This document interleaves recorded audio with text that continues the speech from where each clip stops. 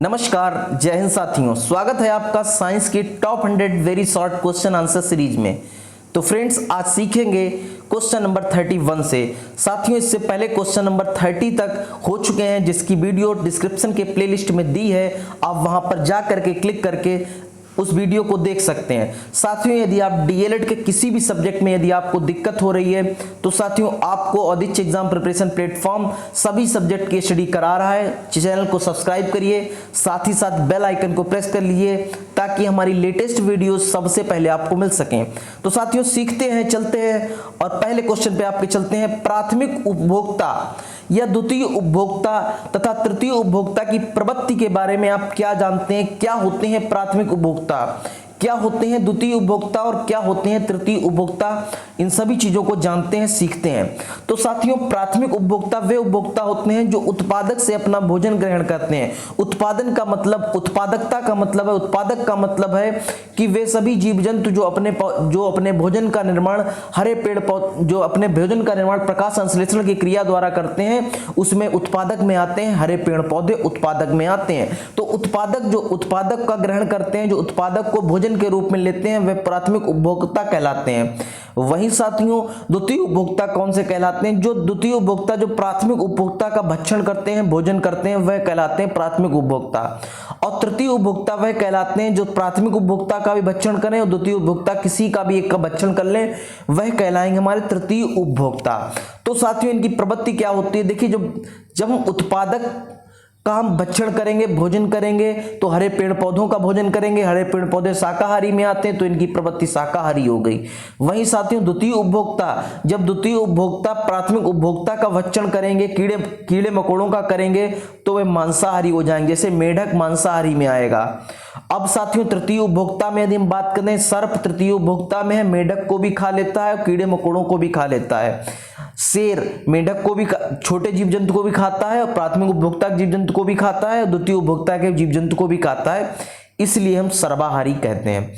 तो साथियों, आप समझ गए कि प्राथमिक उपभोक्ता, द्वितीय उपभोक्ता, तृतीय उपभोक्ता किस तरीके से हम डिवाइड करते हैं।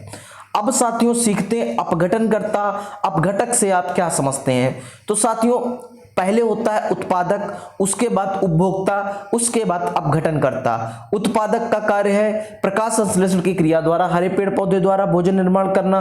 उपभोक्ता का कार्य है उत्पादक द्वारा भोजन निर्माण करना। फिर प्राथमिक, द्वितीय, तृतीय, सर्वोत्तम, ऐसे चैन बन जाती है, श्रृंखला बन जाती है। उसके बाद इन सभी जीव जंतु जब मृत हो जाते हैं, उनको जटिल पदार्थों को तोड़कर सरल पदार्थों में तोड़कर अपघटित करने का कार्य करता है अपघटनकर्ता। जीव जंतु के मृत शरीर को अपघटन करने में, छोटे छोटे टुकड़ों पदार्थों में बांटने का कार्य करता है अपघटनकर्ता। इसकी परिभाषा देख लेते हैं साथियों। अपघटनकर्ता वे जीव हैं जो जटिल पदार्थों को सरल पदार्थों में तोड़ते हैं। तो साथियों, इसकी यदि अभिक्रिया देखें तो जटिल पदार्थ अपघटनकर्ता इज इक्वल टू सरल पदार्थ। इसके उदाहरण साथियों यदि हम देखते हैं तो उदाहरण आते हैं जीवाणु, कवक आदि। इसके उदाहरण होंगे, अपघटनकर्ता के उदाहरण होंगे प्यारे साथियों, जीवाणु होगा इसका उदाहरण कवक होगा आदि। अब साथियों, यदि हम बात करें अपघटनकर्ता के संबंध में महत्वपूर्ण बातें, क्या है अपघटनकर्ता के संबंध में महत्वपूर्ण बातें? तो अपघटनकर्ता के संबंध में महत्वपूर्ण बातें हैं, अपघटनकर्ता जो होता है वह सूक्ष्म जीव है, जैसे कवक, जैसे जीवाणु। ये जटिल पदार्थों को सरल पदार्थों में तोड़ते हैं। जैसे कोई जानवर, कोई पशु, कोई मनुष्य यदि मृत हो जाता है तो उसके छोटे छोटे पार्ट करके कवक या जीवाणु करता है, सरल पदार्थों में तोड़ता है। तीसरी इसकी प्रवृत्ति, इन्हें प्रकृति का सफाई कर्मी भी कहते हैं। जब कोई मृत जीव जंतु हो जाता है तो उसकी सफाई करने का कार्य करते हैं, तो इसलिए इनको हम कहते हैं प्रकृति का सफाई कर्मी कहते हैं। जटिल पदार्थों को सरल पदार्थों में तोड़ते हैं। अपघटनकर्ता को सूक्ष्म जीव कहते हैं। अब साथियों, बात आती है कि प्राथमिक उपभोक्ता क्या होते हैं। जैसा कि मैं आपको बता चुका हूं कि प्राथमिक उपभोक्ता क्या होते हैं, तो प्यारे साथियों, जो अपना भोजन उत्पादक से प्राप्त करते हैं, उत्पादक से अपना भोजन प्राप्त करते हैं और उत्पादक अपने हरे पेड़ पौधे से अपना भोजन प्राप्त करते हैं, क्या होंगे? प्राथमिक उत्पादक उपभोक्ता क्या होंगे? तो खरगोश हमारा प्राथमिक उपभोक्ता है, टिड्डी हमारी प्राथमिक उपभोक्ता है, हिरन, हाथी, घोड़ा, ये सारे के सारे, गाय, भैंस, ये सारे के सारे हमारे प्राथमिक उपभोक्ता हैं।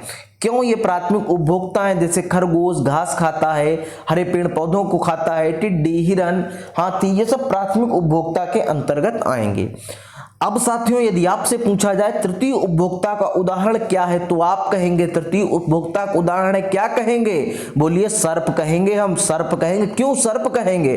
बोलिए सर जी सर्प क्यों कहेंगे?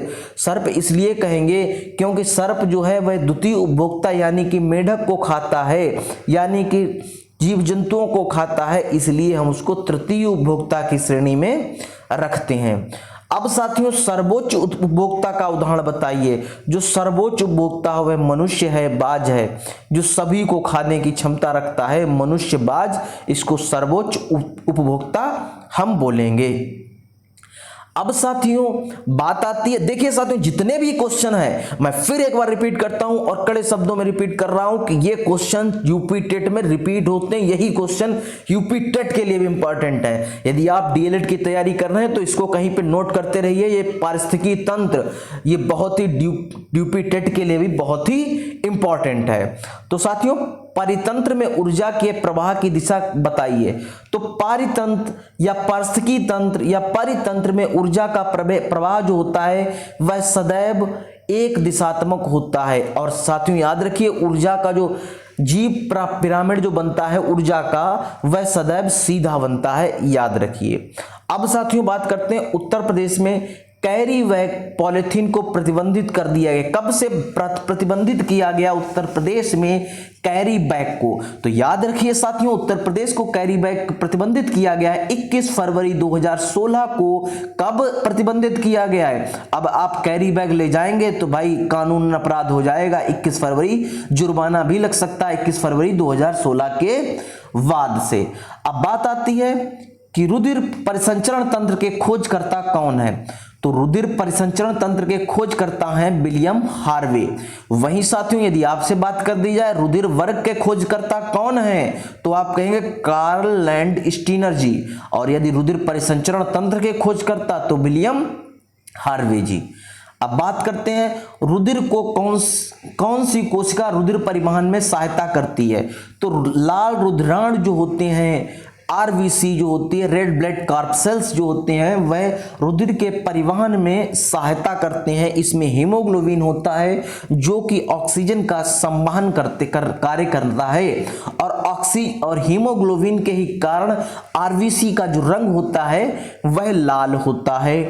अब बात आती है साथियों मानव रक्त में कितने प्रकार के पदार्थ होते हैं? मानव का जो रक्त होता है उसमें कितने प्रकार के पदार्थ होते हैं? तो मानव रक्त में 2 प्रकार के पदार्थ होते हैं, पहला तो प्लाज्मा और दूसरा रुधिराणु। और साथियों एक मोस्ट इंपॉर्टेंट बात है प्लाज्मा जो है प्लाज्मा 60% ब्लड में होता है, रिमेनिंग रुधिराणु होगा उसके अंदर। रुधिराणु में क्या आता है? आरबीसी, डब्ल्यूबीसी, प्लेटलेट्स और प्लाज्मा में जल होता है। अब बात करते हैं प्लाज्मा से आप क्या समझते हैं? तो रुधिर का लगभग 60% भाग प्लाज्मा होता है। जैसा कि मैं आपको बता चुका हूं ये अजीवित तरल पदार्थ होता है, इसमें लगभग 90% जल होता है। प्लाज्मा में लगभग 90% जल पाया जाता है।